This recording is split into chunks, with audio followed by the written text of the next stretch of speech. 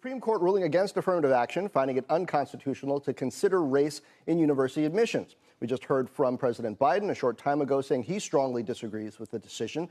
For more on how this will affect college admissions and the workforce those colleges send to corporate America, we bring in Danielle Holley-Walker of the Howard University School of Law, President-elect at Mount Holyoke, and Danny Cevallos, MSNBC legal analyst. Welcome, both of you.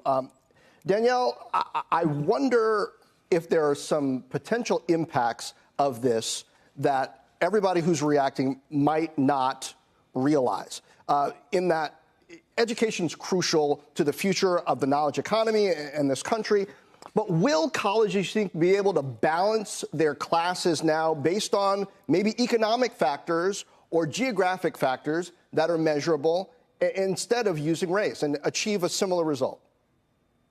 You know, I think we have some precedent for this. We have places like California and Michigan that have been trying race-neutral alternatives for a long time. And what we've seen is it does not make the same difference that being able to consider race as one of many factors does. So, for example, with Native American students, we saw them fall, almost 90% in terms of admissions in some states. So this affects most students of color who are Black, Latino, Latina, or Native American, Native Hawaiian. And I think we'll see some significant drop-offs in those enrollments.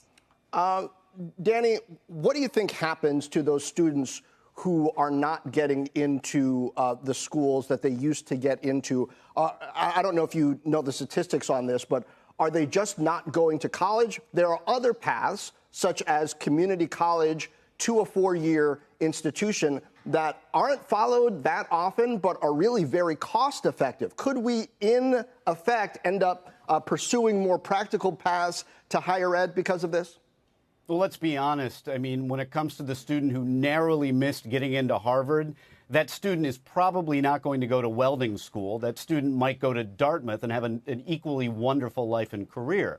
And I say that because these cases really addressed a narrow issue, whether or not Harvard and UNC's admissions policies violated the Equal Protection Clause. In theory, and I stress in theory, the case Grutter, which held that diversity is a compelling interest that warranted the use of race in admissions policies, is technically still good law. The reality is, as recognized by Justice Thomas and Justice Sotomayor, that case really is effectively overruled because Harvard and UNC's admissions policies, which they themselves argued barely considered race, those policies did not satisfy the strict scrutiny test of the Equal Protection Clause. Danny, what are the implications for workplaces that have also pursued quota-based hiring goals of minorities in the recent years?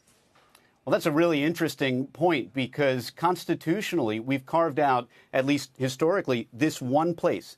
Higher education, not even K through 12 education, but higher education is the only place where the Supreme Court has said, starting in Bakke and then in Grutter, that diversity is a compelling interest. And by the way, it's not racial diversity. It was general diversity. But diversity on college campus is a compelling interest that warrants sometimes the use of race-conscious decision-making. That case the Supreme Court didn't hold that for any other part of the workplace or K through 12 education. So in a sense, this case is narrowly tailored itself, but it also has implications for the people who graduate university and head on into the workforce.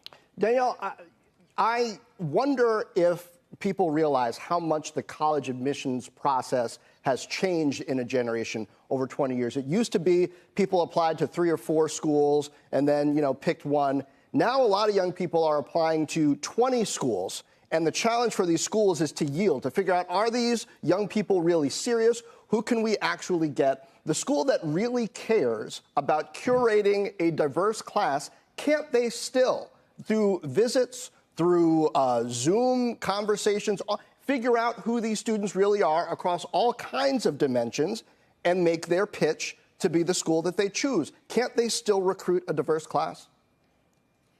I think college admissions, as you just acknowledged, is a very complicated realm and is a holistic process. There are lots of factors that colleges and universities look at. And we know that colleges and universities will still be able to value diversity. And I think Danny made an important point that it's diversity of all kinds. I think what the Supreme Court did today was really tie the college and universities' hands behind their back and say, yes, you may want to construct a diverse class, but there are some things that you can't do and can't consider. Chief Justice Roberts did say you can look at an individual's essays and they can talk about the way that race has impacted their lives, but it must be in a way that does that on an individual basis. And I think that really discards the way that colleges and universities really do business. What Grutter did is it allowed colleges and universities to have some deference. And you didn't see any of that deference today by the Supreme Court. They essentially are saying, even well-considered plans like Harvard and UNC that considered race as a small factor in the overall admission standard can't be used. But we will see colleges and universities get creative, I think, in terms of recruitment, really offering the ability for students to come visit, all kinds of tools that we have at our disposal to help students of all backgrounds understand the benefits of our individual institutions.